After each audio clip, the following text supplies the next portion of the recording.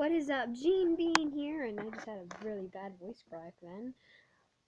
And we are back with two disturbing real-life yandere stories from 2chan. So, last time we left off, the guy was strapped to Rin's bed, and Rin was asking him who it was that,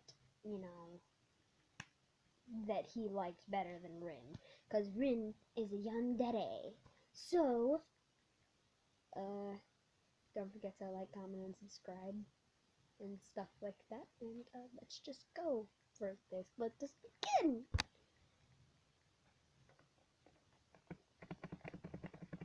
You like her, don't you? I don't know what you're talking about. Don't pretend. I forgot to mention. Whoops. Sasha, she had been smiling. There seemed to be no emotion behind the clown mask she wore. Come on, tell me. You like her, right? I was crying at this point. My body involuntarily twitching, the room spinning slightly. No, I don't even know that girl. You're lying again. I heard from Kay that you like her. Kay, the friend she mentioned, was someone that I had known since I started high school. He was one of my closest friends. How much do you like her? I didn't say a word and tried to look away from her face. I'm asking you a question. I remained silent. I'm asking you a fucking question. This continued for what I think was around 2 hours. Wow. I'm not sure. It felt like time in that room passed 10 times slower. Please, just stop. I'm sorry. Rin looked me in the eyes. If you tell me the truth, if you tell me that you love her, I'll let you go. I like her. As soon as I said it, she forced the stun gun down on me. The pain was so intense. It was something humans are meant to endure. As she held her finger down on the switch, my eyes filled with white light. Then everything went black. Jeez. I woke up to find myself still in Rin's room, no longer bound to the bed. As I frantically looked around for Rin, I noticed that the room wasn't any different to how it usually looked.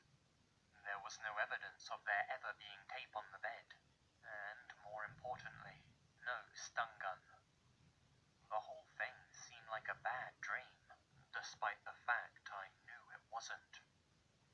I lay in bed, too scared to move. The door swung open violently. Instinctively, I pulled the bedsheets over me and pretended I was still asleep. Rin entered the room. Are you still asleep?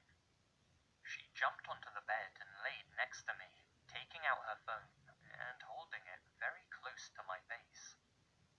Squinting my eyes open ever so tightly, I just about made out what was on her phone.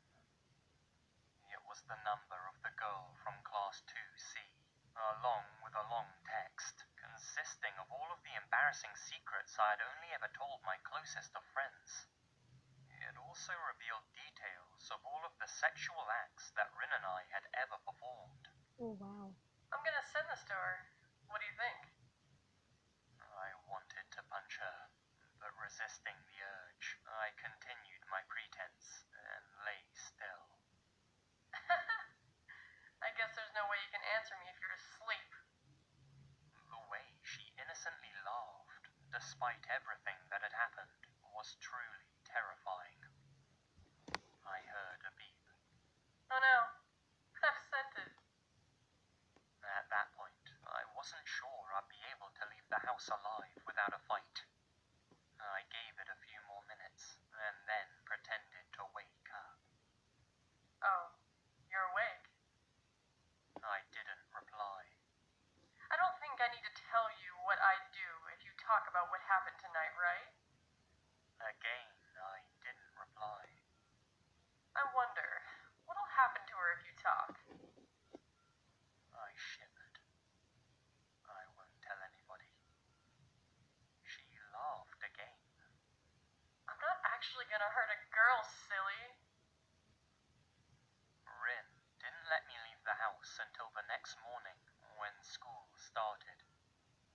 I sat in class in a dazed state, unable to pay attention to the teacher.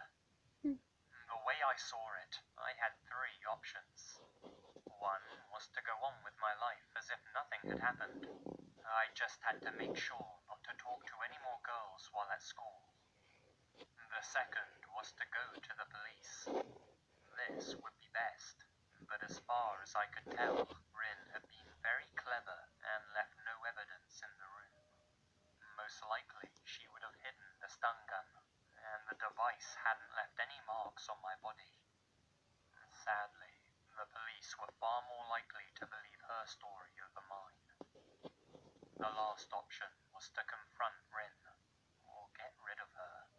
But that was out of the question, of course, as much as I would have liked to at that point. By the end of the day, I decided I should contact the police.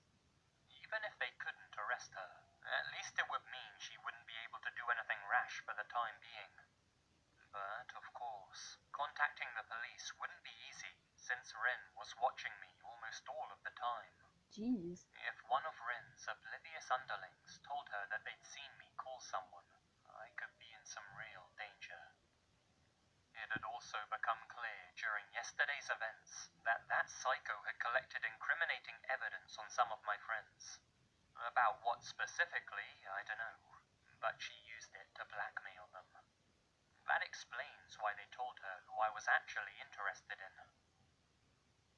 Rin was lying in wait for me just outside the main school entrance. As I saw her wave to me, I thought I was going to throw up. Next to her was my female friend from school council, the one who tried to contact the police about the anonymous threats. She lived in the same direction as Rin, who had organized that the three of us walk home together. Before we set off, Rin took a moment to subtly show me the contents of her bag. Inside was a knife. As we walked back, I seriously started considering option 3. If I was fast enough, I might be able to knock her out before she had a chance to go for the knife. She mumbled under her breath at random intervals. I can slit her throat whenever I want to. As soon as we were in a deserted spot, Rin took out the knife. The girl with us just stared, completely bewildered. Ignoring the girl, Rin looked at me straight in the eyes. You love me? Or do you love her?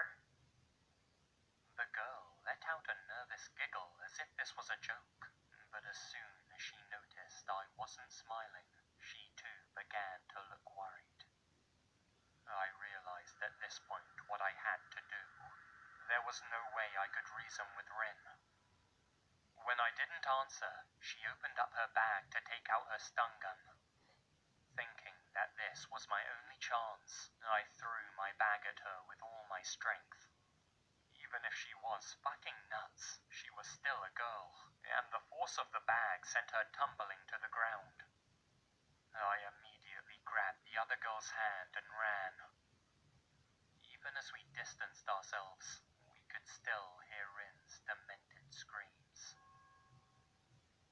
With both of our statements, Rin was taken into custody.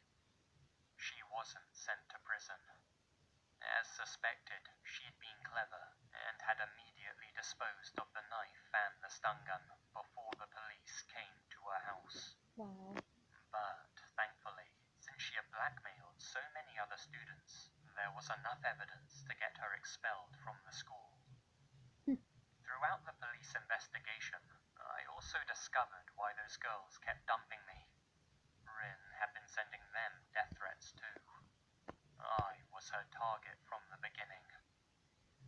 The way I look at all of this is that it was karma for me being such a cocky little shit during high school. Sadly, this story doesn't end on a happy note, but at least I can say that nobody got killed. And ever since, I haven't seen or heard from Rin. I really hope it stays that way. I really hope so too, dude.